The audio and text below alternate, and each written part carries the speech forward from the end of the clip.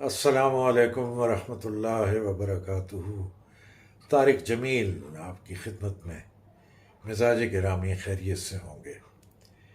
دوستوں سے گزارش یہ ہے کہ جو وی لاگس ہیں ان پر اپنے کمنٹ ضرور کیا کریں، اور کوئی چھوٹا موٹا کمنٹ بھی کر دیا کریں۔ پسند نہ آئے تو بھی اپنی ناپسندیدگی کا اظہار کریں، پسند آئے تو پسندیدگی کا۔ لیکن سب سے اہم بات یہ ہے کہ آپ اگلے وی لاگس کے لیے کوئی مشورہ بھی دے دیا کریں، کوئی ٹاپک بھی سجیسٹ کر دیا کریں۔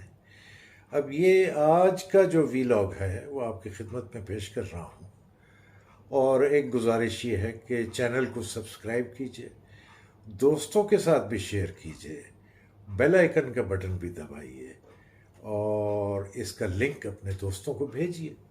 میں مشکور ہوں گا آپ کا۔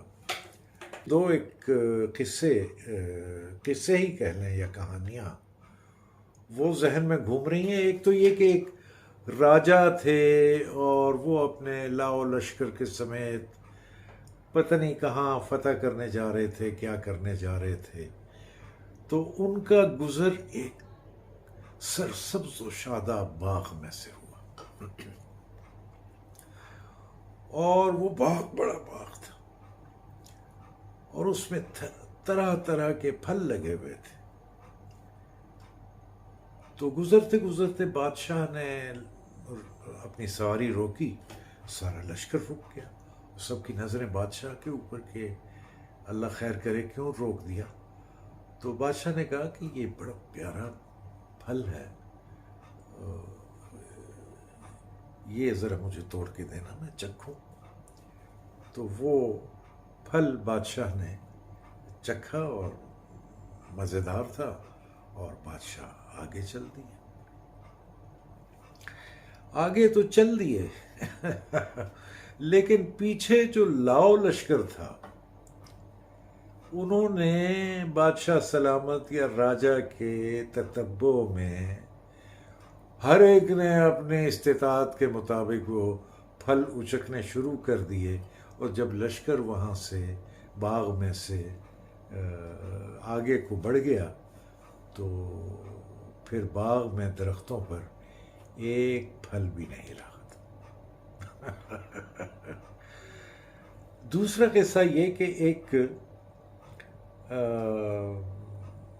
کسی گاؤں میں ایک گھر اور ایک خاندان جس کی 2 بیٹیاں اگلے یا کچھ کوس کے اوپر ایک گاؤں میں بیاہی ہوئی تھیں، ایک ہی گاؤں میں۔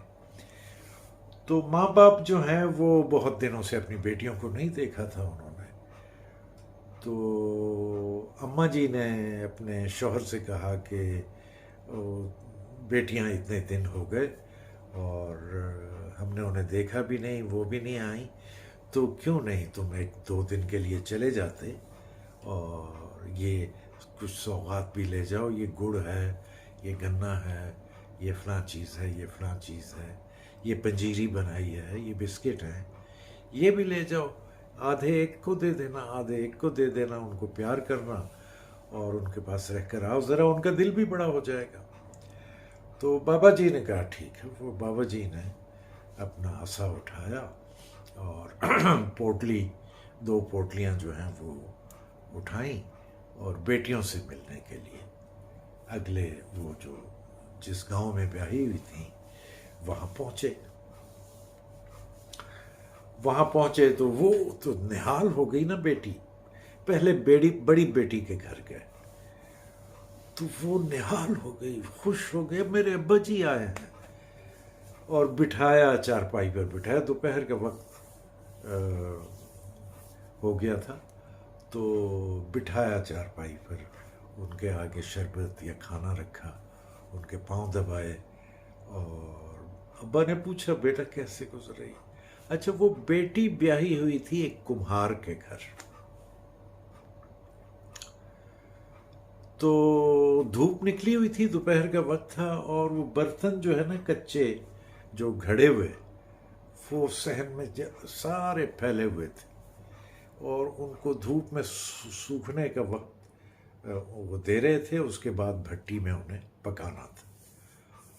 تو بیٹی کہنے لگی کہ ابا جی میں بہت خوش ہوئی ہوں آپ آئے ہیں، اور ابا جی دعا کریں کہ یہ اتنا مال بنایا ہے آپ کے داماد نے، تو آپ دعا کریں کہ بارش نہ ہو، کیونکہ اگر بارش ہو گئی تو یہ سارا ضائع ہو جائے گا، نقصان ہوگا۔ ابا جی نے کہا ہاں بیٹا میں دعا کروں گا، اللہ تعالیٰ خیر رکھے، دھوپ نکلی رہے، تمہارے برتن سوکھ جائیں اور بارش نہ ہو۔ خیر کچھ وقت گزار کے اور سپہر کے وقت بڑے میاں ابا جی جو ہیں وہ چھوٹی بیٹی کو ملنے چلے گئے۔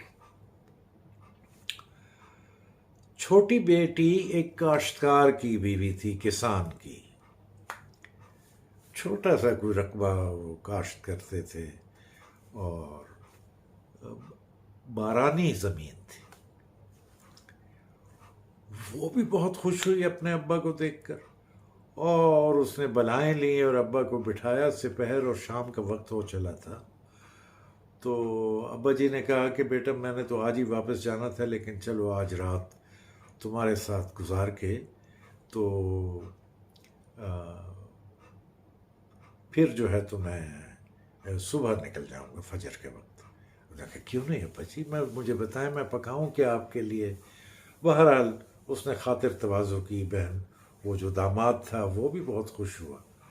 اب رات کو جب لیٹے تو بیٹی نے ابا کی ٹانگیں دبانا شروع کر دیں اور کہا ابا جی فصل بوئی ہوئی ہے، دعا کریں، ہم روز آسمان کو دیکھتے ہیں، دعا کریں کہ اللہ باران رحمت نازل کرے، اور تاکہ ہماری پیاسی زمین کو پانی ملے اور ہماری فصل اگے، اور ہم تو انتظار میں ہیں کہ کب بارش ہوگی۔ ابا نے بیٹی کو دیکھا اور کہا کہ ہاں بیٹا میں دعا کروں گا کہ اللہ بارش برسائے تاکہ تم لوگوں کی محنت جو ہے وہ رنگ لائے۔ ایک ہی گاؤں میں دو بیٹیاں اپنے باپ سے مختلف دعائیں منگوا رہی ہیں، اور باپ دونوں کے لیے دعا کر رہا ہے، لیکن ہوتا تو وہی ہے نا کہ جو وہ مالک چاہتا ہے۔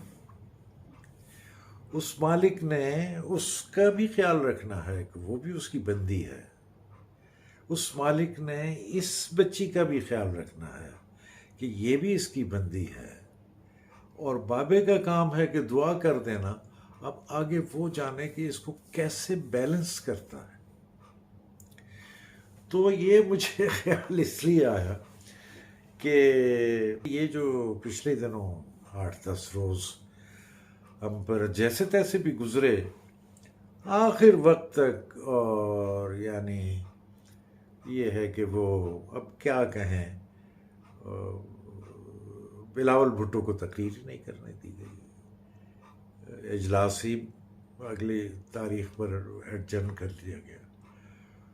تو خیال مجھے اس لیے آیا کہ یہ عدم اعتماد کی جو تحریک ہے اس کے نتیجے میں بہرحال وہ الیکشن وغیرہ ہوا، اور پی ٹی آئی کی حکومت یا عمران صاحب کی حکومت ختم ہوئی، اور اب شہباز شریف صاحب نے، میاں صاحب نے حلف اٹھا لیا ہے، اور اب وہ آئندہ وزیر اعظم ہیں۔ تو کئی میرے پاس وہ واٹس ایپ پر کچھ میسیجز دوستوں کے آئے کہ ہم یہ آیت الکرسی یا فلاں قرآن پاک کی آیت کی ایک چین بنا رہے ہیں تاکہ اللہ تعالیٰ عمران کو محفوظ رکھے۔ وہ ظاہر ہے کہ دعا کر رہے ہیں لوگ، اور اسی طرح کچھ دوستوں کے ادھر سے بھی آئے کہ ہماری دعا ہے کہ اللہ تعالیٰ نئی حکومت کو کامیاب کرے اور ہمارے ملک کے لیے بہتر ہو، اور شکرانے کے نفل، اور اللہ سے دعا ہے کہ یہ کامیاب ہو جائے۔ اب یہ دو متحارب ایک دوسرے کے مخالف لوگ ہیں، اور ایک ہی اللہ سے دعا مانگ رہا ہے اپنی اپنی بہتری کے لیے. تو اب مسئلہ یہ ہے کہ یہ تو اللہ ہی جانے اور اس کے کام جانے کہ وہ کیا فیصلہ کرتا ہے. وہ جو بھی فیصلہ کرے ہمارے ملک کے لیے بہتر ہو، ہمارے عوام کے لیے بہتر ہو. لوگ آتے جاتے رہتے ہیں، ملک قائم رہنا چاہیے، قائم رہتے ہیں. اس قوم میں یونٹی اور اتحاد ہونا چاہیے، اس قوم میں محبت ہونی چاہیے.